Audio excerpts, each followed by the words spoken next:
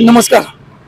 आम्ही surface act 2002 हा कायदा जाचक ब्रिटिशांसारखा हुकुमशाही कायदा पारित झालेला आहे. सर्व बँका फायनान्स कंपन्या त्याचा गैरफायदा घेऊन ग्राहकाला डायरेक्ट कोर्टात केस घातलेली सुद्धा माहिती होत नाही आणि कोर्टात केस दाखल झाल्यानंतर घर जागा दुकान गाळे इथं जप्तीच्या डायरेक्ट ऑर्डरची नोटीस निघते ती आणि या जाचक अटीद्वारे 8-15 दिवसाची मुदत दिली जाते आणि त्या 15 दिवसात पैसे सगळे भरा नाहीतर घर जप्त करतो म्हणून धमकी दिली जाते आणि इतर कोणते मुद्दे थोडेफार पैसे भरतो काय तर मार्क काढा एका दुसरा हप्ता घ्या असं कोणत्याही परिस्थितीत ऐकून घेतलं जात नाही. ग्राहकाला तिथं घरात बाहेर काढून घराला नोटीसा चिटकून त्याची बेआबरू केल्या जाते तिथं आणि घर सील केल्यामुळं त्या ग्राहकाच्या प्रॉपर्टीची जी किंमत असते ती निम्म्यावर बेआबरू झाल्यामुळं सगळी निम्म्यावर किंमत येत्या. त्यामुळे ग्राहकाला कोरोनाच्या महामारीनंतर अत्यंत कठीण परिस्थितीत ग्राहक चाललेला आहे. सर्व बँका ग्राहक आणि ग्राहकांच्या जीवावर बँका फायनान्स चालतात याचे पगार निघतात हेही वसूल अधिकारी बँका फायनान्स विसरतात. हे सर्व काही परिस्थिती घडत असताना ज्या ग्राहकाच्या परिस्थिती घरात आर्थिक निकष आर्थिक परिस्थिती काय चालू आहे याचा जरा पण विचार केला जात नाही. काय नाही. आता कोरोनाच्या महामारीनंतर अनेक ग्राहक बँकेचे कर्जदार लोक आहेत त्यांची मुलांच्या शाळेची फी सुद्धा भरण्यासारखी परिस्थिती नाही. घर खर्च कसं तर चालवलं जातोय. त्यात यांनी हप्ते आमचे सगळेच पाहिजे एवढेच पाहिजे तेवढेच पाहिजे 1 रुपया पण कमी घेणार नाही.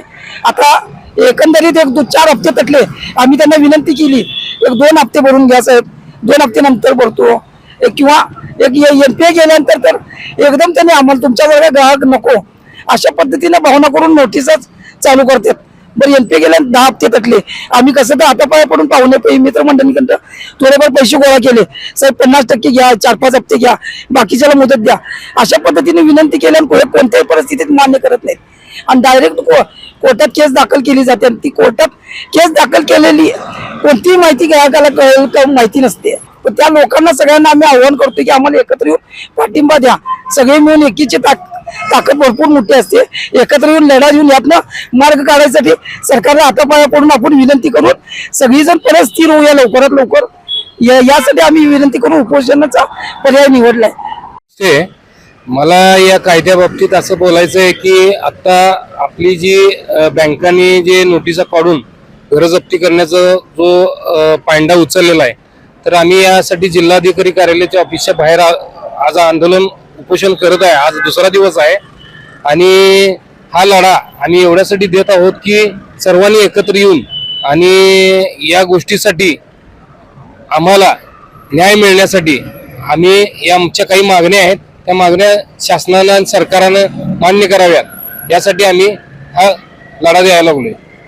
आणि आर्थिक निकषावर जी आत्ताची सध्याची परिस्थिती आहे कर्जदारांची त्या परिस्थितीनुसार त्यांना हप्ता बांधून द्यावा असं माझी इच्छा आहे आणि ती इच्छा मी शासनासमोर मांडणार आहे आणि त्याच्यावरच त्यांनी हप्ते घेऊन लोकांचे संसार वाचवण्यासाठी हा प्रयत्न चालू आहे. 31 तारखेपर्यंत हे उपोषण असंच चालू राहणार आहे आणि हे तीव्र आंदोलन आणि जेवढेच त्यात कर्जदार आहेत सगळे यात सामील झालेले आहेत. फक्त आम्ही इथं लोक ते घेऊन आलेलो नाही आहे कारण आम्ही सध्या 2-3च बसलेलो आहे उपोषणाला. त्याप्रमाणे आम्ही जास्त इथं गोंधळ न घालता शासनाच्या शांततेत भंग न करता आम्ही शांततेत हे आंदोलन सुरू ठेवणार आहे. 31 तारखेनंतर मात्र फार हे तीव्र वळण लागेल